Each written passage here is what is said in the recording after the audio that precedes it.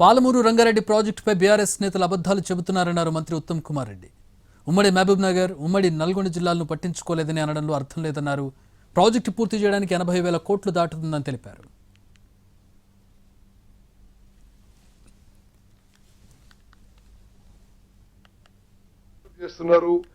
మీరు కృష్ణా బేసిన్ పై ఉమ్మడి మహబూబ్ నగర్ జిల్లా, ఉమ్మడి నల్గొండ జిల్లా మరి ఇరిగేషన్ ప్రాజెక్ట్స్ ఇగ్నోర్ చేస్తున్నారని ఒక ఆరోపణ చేయడం జరిగింది. ఇది పూర్తిగా అబద్ధం. వాళ్ళు జియో ఇచ్చింది 10th June 2015 జియో ఇచ్చింది. ఈ పాలమూరు రంగారెడ్డి ప్రాజెక్ట్ కాస్ట్ 35,000 కోట్లని. వాళ్ళ హయాంలో ఖర్చు పెట్టింది 27,000 కోట్లు. ఈరోజు పాలమూరు రంగారెడ్డి ప్రాజెక్టు పూర్తి చేయడానికి పూర్తి స్థాయిలో డిస్ట్రిబ్యూటరీ ఛానల్స్, ఆయకట్టు కాలువలు, ఆయకట్టు పనులు అంతా పూర్తి చేయడానికి మేము లెక్కలతో సాగు పెడతాం. 80,000 కోట్లు దాటుతుంది.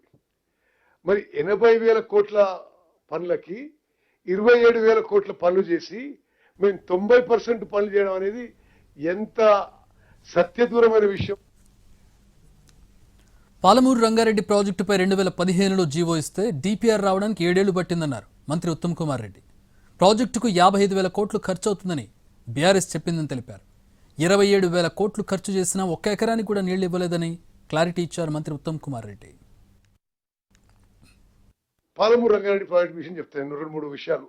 2015లో జీవో ఇచ్చి డీటెయిల్ ప్రాజెక్ట్ రిపోర్ట్ 7 ఏళ్ల తర్వాత 13 సెప్టెంబర్ 2022 సంవత్సరంలో సెప్టెంబర్లో 13వ తారీఖున పాలమూరు రంగారెడ్డి ప్రాజెక్టు మొదటిసారి సిడబ్ల్యూసికి డిపిఆర్ సబ్మిట్ చేసింది. దాని ఖర్చు చూపెట్టిండ్రు 55,000 కోట్లు. ఆ 55,000 కోట్లు కూడా ఆయకట్టు కాలువలకు అయ్యే ల్యాండ్ ఎక్విజిషన్ కాస్ట్ లేదు, ఆయకట్టు కాలువలకు అయ్యే పూర్తి వర్క్ కాస్ట్ లేదు.